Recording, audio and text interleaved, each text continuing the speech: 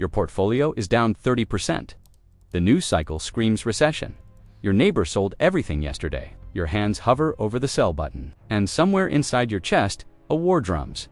This is not a bear market. This is an arena. The Roman Colosseum didn't kill men with lions. It killed them with their own eyes. Gladiators who looked away died. Those who stared into the teeth survived. The market works the same way. It doesn't destroy you with economic data. It destroys you with the space between a red number and your reaction to it. Most investors never understood this. They train for strategy, they memorize charts, they study fundamentals. But when the bear arrives, when portfolios bleed and headlines scream, they discover they trained for everything except the enemy that matters, the one inside their skull. Bear markets are psychological combat. Every crash, every correction, every drawdown is a test of your internal architecture. Can you stand in the fire without moving? Can you watch your net worth evaporate and not blink? This is not about money. It's about who you become when everything you built is collapsing in real time. The Stoics knew this 20 centuries before Bloomberg terminals existed. Marcus Aurelius ruled Rome during plague, war, and economic collapse. Seneca watched his fortune vanish. Epictetus was born a slave. They understood something modern investors have forgotten. External chaos is guaranteed. Internal chaos is optional. This is the doctrine of the unbreakable investor. The philosophy that separates those who panic sell from those who buy the fear. The ancient discipline that turns bear markets from threats into forges. You are about to enter the arena, but this time you'll know what the real fight is. The first truth every warrior learns: the enemy is never where you expect. In 165 AD, the Antonine Plague swept through Rome. Bodies stacked in streets. Trade collapsed. The treasury bled. Marcus Aurelius, emperor of the most powerful civilization on earth, watched his world dissolve. And he wrote this in his private journal. You have power over your mind, not outside events. Realize this and you will find strength, not a strategy for plague, not a plan for economic recovery, a recognition that the war was internal. This is the reframe the market will never teach you. Financial media programs you to see bear markets as external catastrophes, recession indicators, Federal Reserve policy, corporate earnings misses. You learn to track the enemy out there in economic data, in market trends, in talking heads screaming from screens. But Marcus understood the geometry of suffering. External events are triggers. Internal reaction is the bullet. The plague didn't break Rome, panic did. Fear of the plague dismantled discipline faster than disease ever could. The market operates on the same physics. A 20% drawdown doesn't destroy wealth, it reveals character. The crash is a CT scan of your psychological infrastructure. It shows you exactly where your discipline has fractures, where your philosophy has holes, where your identity depends on green numbers instead of internal principles. Every investor who panics during a crash makes the same error. They believe the problem is market conditions, so they try to solve market conditions. They sell to stop the bleeding. They hedge to feel safe. They trade to feel in control. But the market isn't attacking them. Their nervous system is. This is why most investors lose during downturns. They fight the wrong war. They study economics when they should study their own fear. They analyze charts when they should analyze why a red notification makes their heart rate spike. They treat market psychology as an external phenomenon when it's an internal insurgency. The Stoics called this the dichotomy of control. Some things are up to you, most things are not. Confuse the two, and you guarantee suffering the market's direction. Not up to you, your reaction to the market's direction. Entirely up to you. This sounds simple until your portfolio drops 40% in 6 weeks. Then it becomes the hardest thing you've ever attempted because your brain is wired for survival, not wisdom. It screams, do something, change something, fix this, and you, if untrained, obey.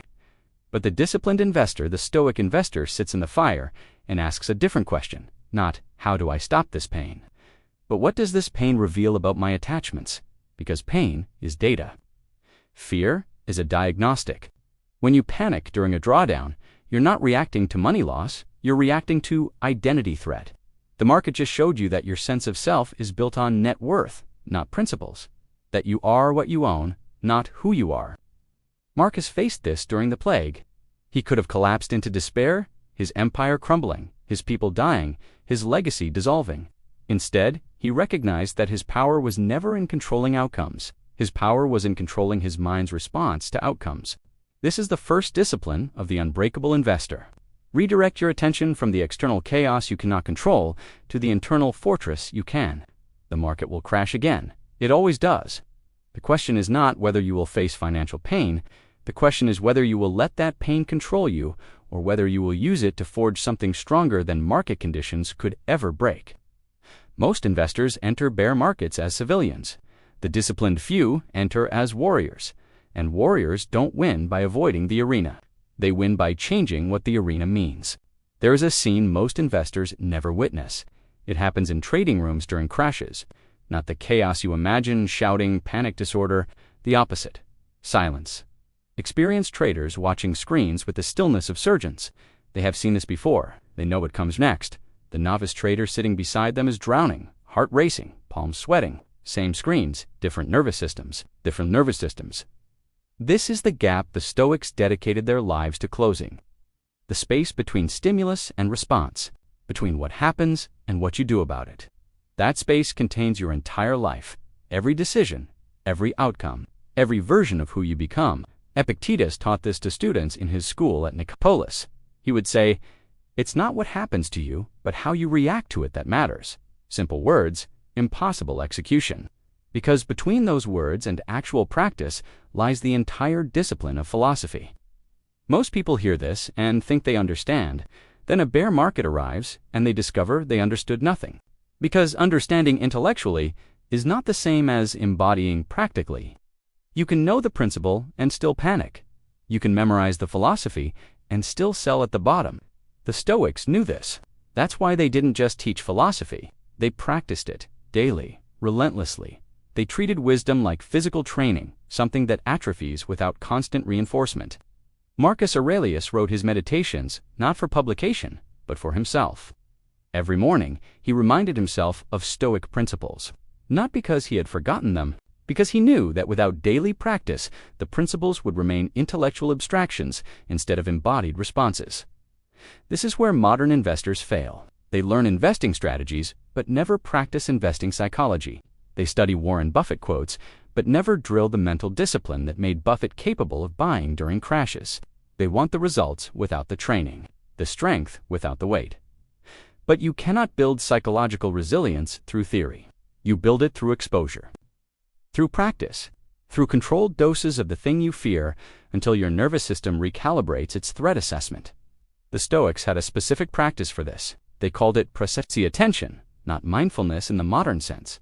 Vigilance, constant monitoring of your own mental state, watching your thoughts like a hawk watches prey, catching reactive patterns before they control you. When a Stoic felt anger rising, they didn't suppress it, they studied it. Where in the body does anger start? What thoughts trigger it? What narrative is my mind constructing to justify this emotion?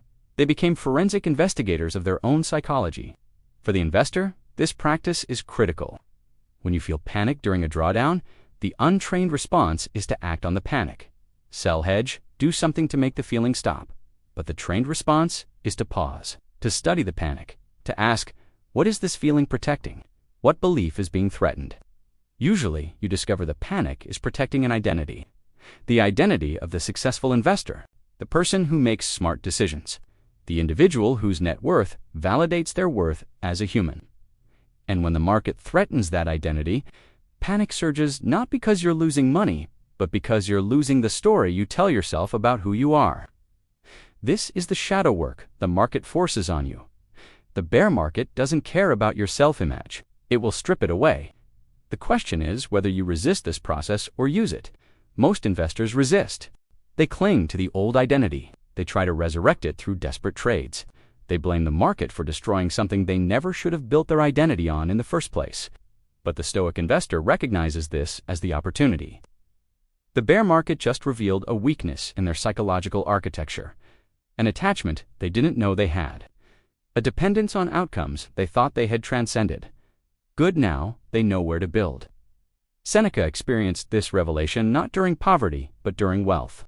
He noticed how his possessions created anxiety, how the more he owned, the more he feared losing, how wealth which was supposed to provide security, actually generated insecurity. So he practiced voluntary discomfort.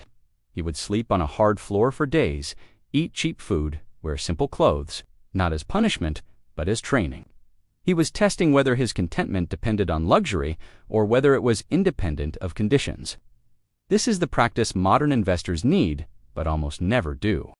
You should practice portfolio loss before the market forces it on you. Visualize your net worth at half its current value. Sit with that image. Notice what emotions arise. Study them. Ask what they reveal about your attachments. Because the investors who survive bear markets are not the ones who avoided thinking about crashes. They are the ones who thought about crashes so much that when crashes arrived, they felt familiar. The Spartans didn't become warriors by avoiding combat. They became warriors by practicing combat until combat felt like home. The Stoic investor doesn't become unbreakable by avoiding bear markets. They become unbreakable by rehearsing bear markets until bear markets feel like weather. This is the second discipline of the unbreakable investor. Train your nervous system before the market tests it. Most investors wait for the crash to see what they're made of. The disciplined few already know, because they tested themselves when the stakes were still theoretical. There is a version of Stoicism the internet loves, the one that says, suppress your emotions, be rational, detach from outcomes. This version produces robots, not warriors, and robots break under pressure. The real Stoic philosophy is not emotional suppression, it is emotional alchemy. It is the ability to feel fear completely and act anyway. To experience greed fully and choose discipline, to stand in the furnace of panic and see clearly through the flames. Seneca understood this better than anyone. He was one of the wealthiest men in Rome, owned estates, controlled fortunes, lived in luxury most could never imagine. Then Nero turned on him, stripped his wealth, forced him into exile, took everything, and Seneca wrote this: a gem cannot be polished without friction, nor a man perfected without trials. Not a coping mechanism. A recognition that adversity is the forge where character is built. This is the second truth the bear market will teach you if you let it. Financial pain is not a bug, it is a feature. It is the only condition under which you can see what your discipline is actually made of. Everyone is disciplined in bull markets. When portfolios climb, when valuations soar, when every decision looks genius in hindsight, discipline costs nothing. But discipline under pressure, discipline when every neuron screams sell, discipline when your net worth evaporates. That is where identity is forged. Most investors misunderstand this. They see bear markets as failures of the system. They think, if only the Fed had acted differently, if only the economy had recovered faster, if only the market hadn't crashed, then I wouldn't have suffered. But suffering is not the failure. Suffering is the curriculum. The Stoics believed in a more fortitude of fate, not passive acceptance, not resignation. A fierce embrace of reality exactly as it is, because that reality is the only place where growth happens. You cannot become unbreakable in comfort. You can only become unbreakable in fire. This reframes everything. A 30% drawdown is not a disaster. It is a question. Who are you when the scaffolding collapses? A market crash is not a catastrophe. It is a mirror. What does your discipline look like when tested? The investor who sees clearly understands this. They don't pray for bull markets. They prepare for bear markets, because bear markets are where the real work happens, where the shadow is exposed, where weaknesses are revealed, where the gap between who you think you are and who you actually are becomes undeniable. Seneca lost everything and discovered he had lost nothing that mattered. His identity was not in his wealth. His strength was not in his possessions. When they stripped his estates, they revealed the man underneath, and the man was already complete. This is the psychological shift that separates panic sellers from accumulation buyers. Panic sellers believe their identity depends on their portfolio, so when the portfolio bleeds, they bleed. Accumulation buyers know their identity is independent of market conditions, so when the portfolio bleeds, they shop. But you cannot fake this. You cannot intellectually convince yourself into this mindset. You have to build it through exposure, through practice, through sitting in the discomfort until the discomfort becomes familiar. The Stoics practiced premeditatio malorum, the premeditation of evils. They imagined worst-case scenarios not to catastrophize, but to inoculate. They visualized loss, so that when loss arrived, it arrived to a mind already prepared. Modern investors do the opposite. They avoid thinking about crashes until crashes happen. Then the crash finds them psychologically naked, unprepared, reactive, and reactive investors always lose. The disciplined few do the uncomfortable work before the market forces it. They visualize their portfolio at zero. They imagine worst-case scenarios. They ask, if I lost everything tomorrow, who would I be? If my net worth vanished, what would remain? These are not pessimistic questions. They are liberating questions, because when you divorce your identity from your outcomes, outcomes lose their power over you. This is what Marcus meant when he said, you have power over your mind.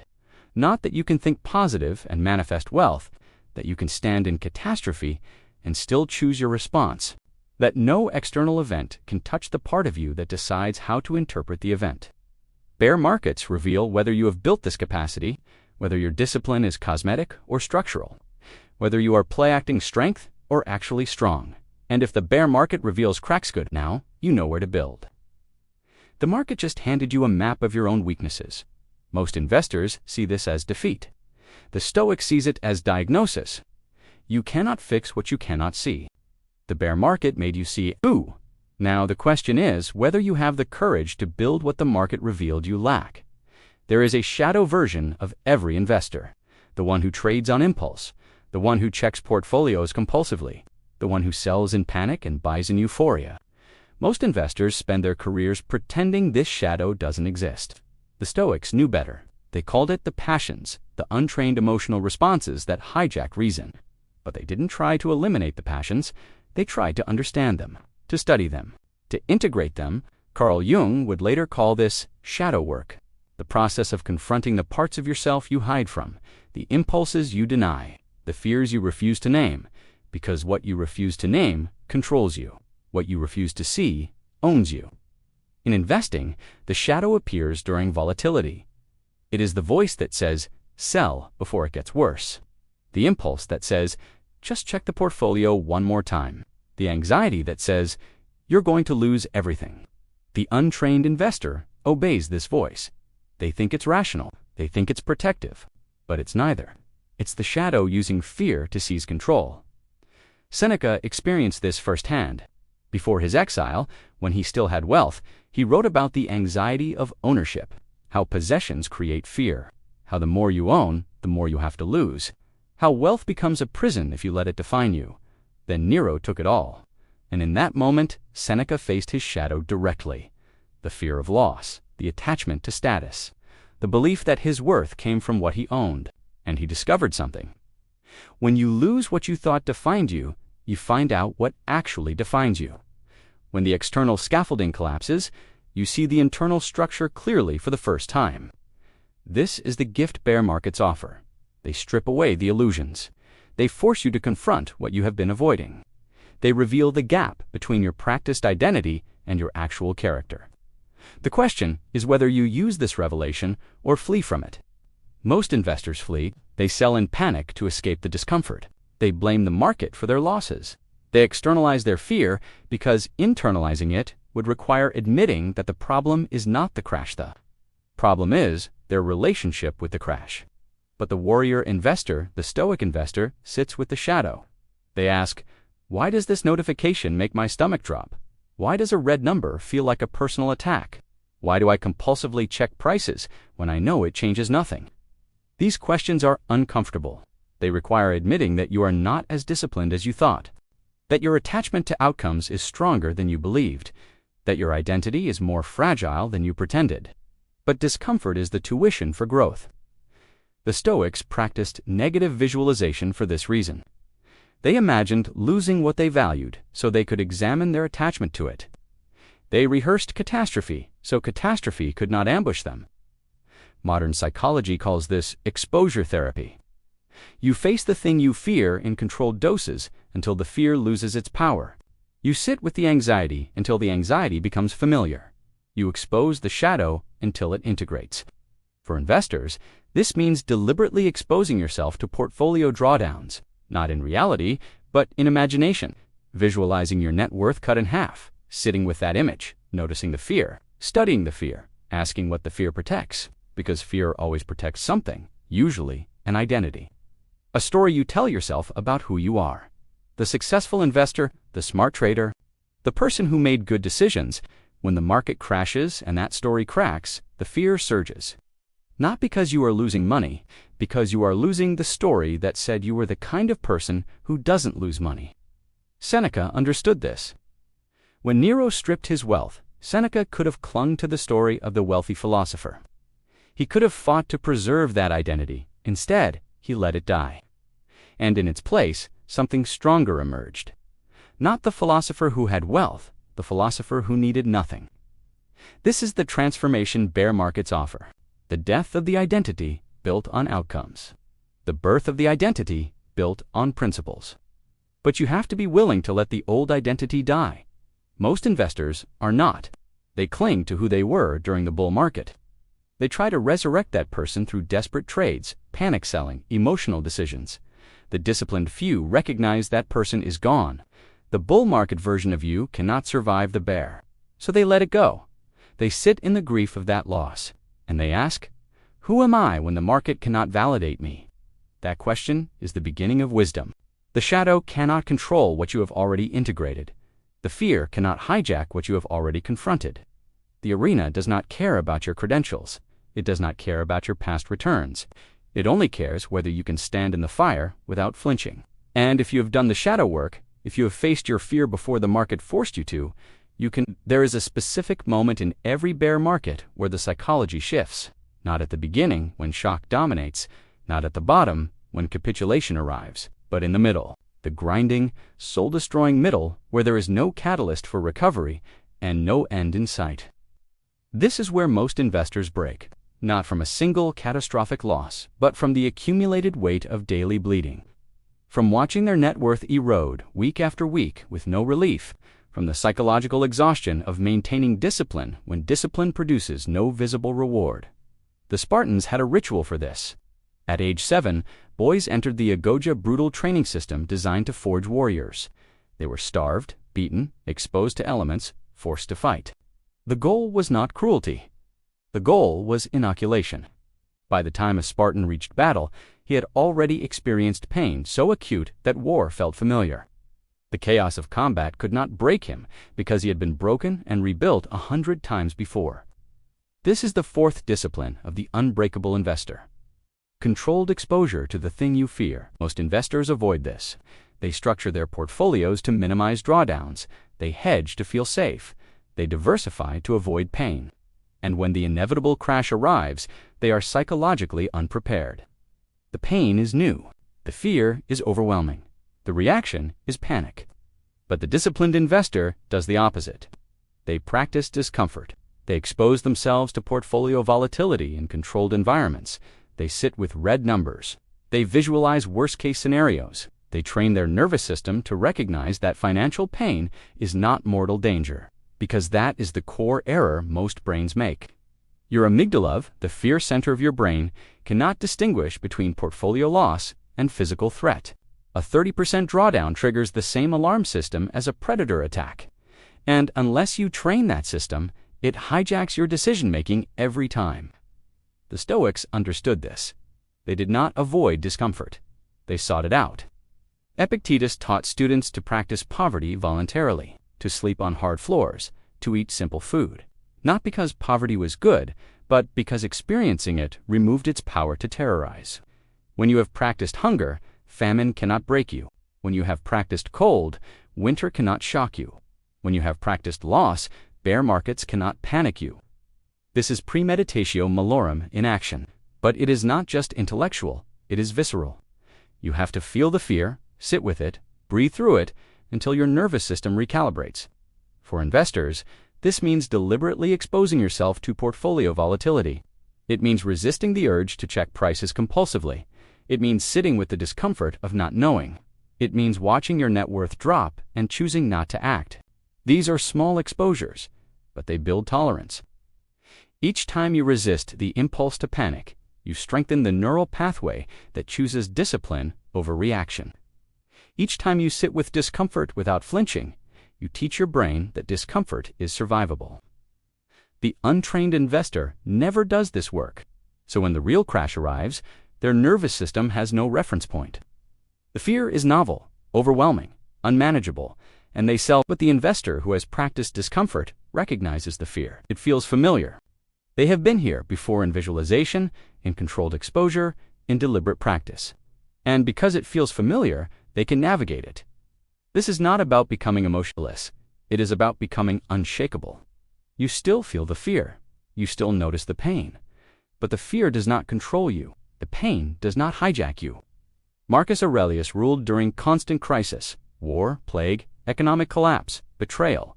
He felt all of it, but he had trained himself to see clearly through the chaos, to recognize that external events were just that external, that his power was in his response, not the event itself. Every morning, Marcus would perform his mental exercises. He would remind himself that the day might bring insults, ingratitude, violence, treachery. He would visualize these challenges, not to manifest them, but to prepare for them, so that when they arrived, and they always did, they found a mind already fortified. This is the practice most investors skip. They wait for the bear market to test them. But by then, it's too late. Your nervous system cannot learn new patterns under extreme stress. It can only execute patterns it already knows. So the question becomes, what patterns have you trained? If you have trained the pattern of checking your portfolio obsessively during small drawdowns, that's the pattern you'll execute during crashes, except amplified. The compulsion becomes overwhelming. The anxiety becomes paralyzing. If you have trained the pattern of panic selling during minor corrections, that's the pattern you'll execute during bear markets, except you'll sell earlier, faster, with more conviction. Because that's what stress does, doesn't create new behaviors, it intensifies existing ones. But if you have trained the pattern of sitting with discomfort, of observing fear without obeying it, of choosing principles over impulses, that's the pattern you'll execute when the real test arrives. The Stoics call this ascesis training, not just mental training, but the full integration of philosophy into reflexive response. The goal was to make virtue automatic, to train the mind so thoroughly that the right action became the instinctive action. For the investor, this means making discipline automatic. Not something you have to consciously choose during a crash, but something you execute without thinking because you've rehearsed it 10,000 times before. This is why the disciplined investor practices small discomforts daily. They intentionally delay gratification. They sit with urges without acting on them. They practice saying no to impulses. Not because these practices are important in themselves, but because they build the neural architecture for discipline under pressure. When you practice resisting the urge to check your phone, you build the same neural pathway that resists the urge to sell during crashes. When you practice sitting with anxiety during small losses, you build the same capacity that sustains you during major drawdowns. The training is transferable. The discipline is general. You are not just preparing for bear markets. You are building a mind that can withstand any pressure. This is what separated the Spartan from the civilian. Not different circumstances, different training. The civilian encountering war for the first time panics because their nervous system has no reference point. The Spartan encountering war feels like he's come home because he's been here 1,000 times before. The market will test you. The question is whether you have tested yourself first. And the only way to know is to deliberately practice the thing you fear in doses small enough to manage, but large enough to matter. The arena is not a surprise for those who have trained, it is graduation. Every hardship before was preparation for this moment.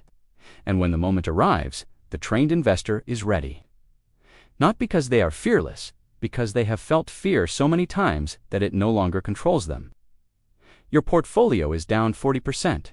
The headlines scream collapse. Your inbox fills with panic, and you, sitting in the center of the storm, do nothing. Not because you are frozen, because you are complete. This is the final truth the Stoics understood. The goal is not to win. The goal is to become the kind of person for whom outcomes are irrelevant. Marcus Aurelius did not rule Rome to be remembered as a great emperor. He ruled Rome because that was his duty, and he had trained himself to execute duty regardless of outcome. Seneca did not accumulate wealth to be rich. He studied wealth to understand attachment, and when wealth vanished, he proved the attachment was already gone. The unbreakable investor is not someone who never loses money. They are someone for whom money loss cannot touch their internal architecture. This is the hardest concept for modern investors to grasp. We are trained to measure success in outcomes, portfolio returns, net worth, beating benchmarks. But the Stoic framework measures success differently. Did you act according to your principles? Did you maintain discipline under pressure? Did you choose reason over reaction? If yes, you succeeded. Even if the portfolio bled, this sounds insane to the outcome-obsessed mind. How can you call it success if you lost money? But the Stoics knew something Wall Street forgot. Outcomes are not entirely in your control. Markets crash regardless of your strategy. Recessions happen regardless of your preparation. Black swans arrive regardless of your diversification. But your response to these events entirely in your control. The investor who panics during a crash failed, even if they avoided losses by selling, because they abandoned their principles. They let fear control them. They proved their discipline was conditional on market conditions. The investor who maintains discipline during a crash succeeded, even if they lost money, because they executed their principles under pressure. They chose courage over comfort. They proved their identity was independent of outcomes. This is the shift that makes you unbreakable. When your sense of self is no longer tied to results, results lose their power over you. When your discipline is not conditional on market direction becomes irrelevant. The bear market cannot break you, because there is nothing to break. You are not your portfolio. You are not your net worth. You are the principles you execute, regardless of circumstances. Marcus understood this during the plague. Rome was dying. The empire was collapsing. Everything he built was dissolving. And he wrote, "The impediment to action advances action." What stands in the way becomes the way. Not optimism, recognition. The obstacle is not blocking the path. The obstacle is the path. The bear market is not preventing you from becoming disciplined. The bear market is the only place discipline can be forged. This reframes suffering entirely. A 40% drawdown is not a catastrophe you endure. It is a crucible you enter to become something stronger than market conditions. But only if you see it that way. Only if you have trained yourself to recognize that the arena is not trying to kill you. The arena is trying to forge you. The untrained investor sees the bear market as punishment.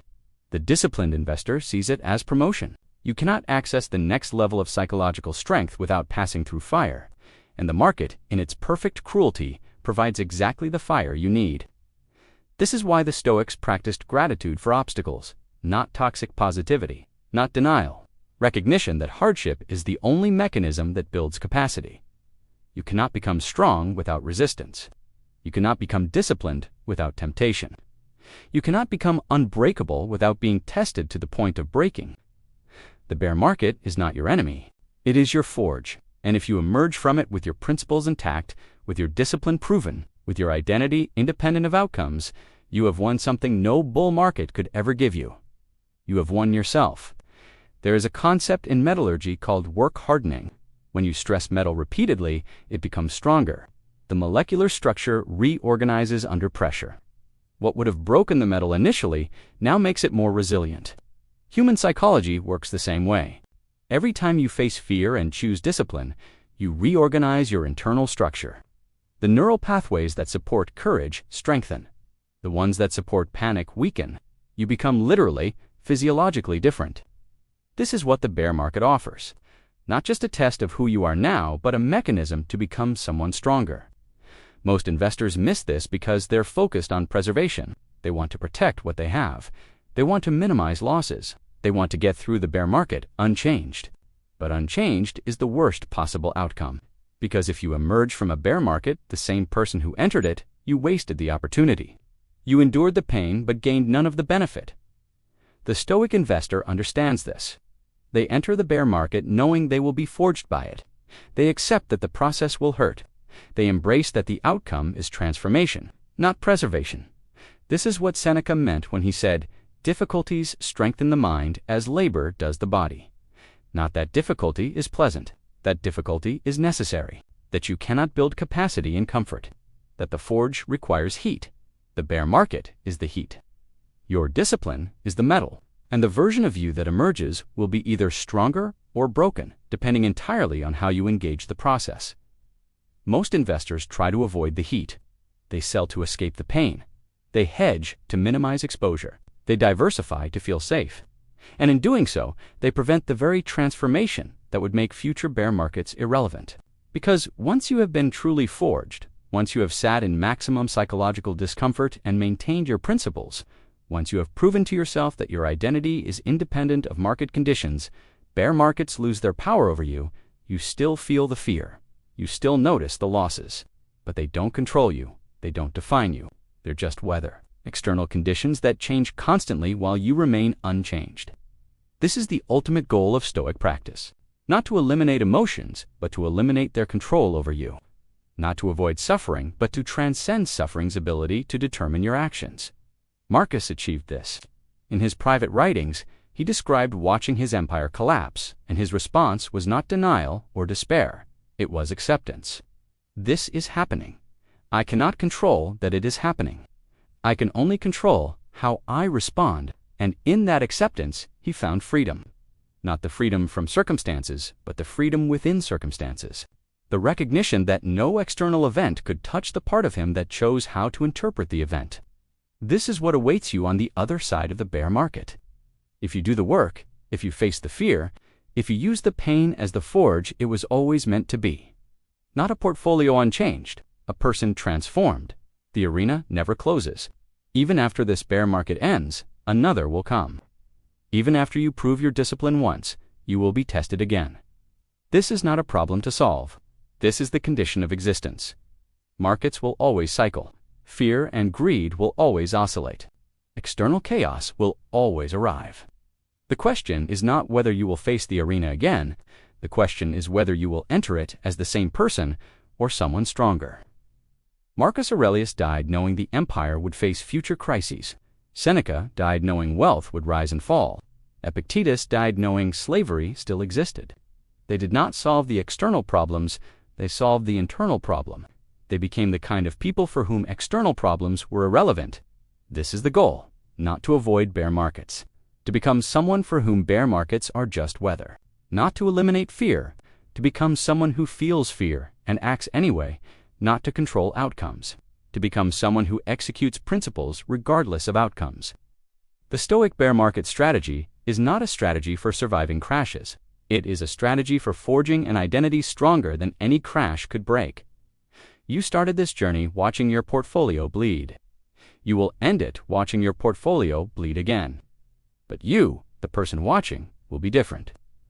Not because the market changed, because you did. The red notifications will still come. The headlines will still scream. The panic will still surge, but it will find a mind that has been forged in fire, a discipline that has been tested under pressure, an identity that does not collapse when circumstances do. This is what it means to be unbreakable, not invincible, not immune to pain, but complete, whole, independent of conditions. The market will crash again, and when it does, you will be ready. Not because you predicted it, because you prepared yourself.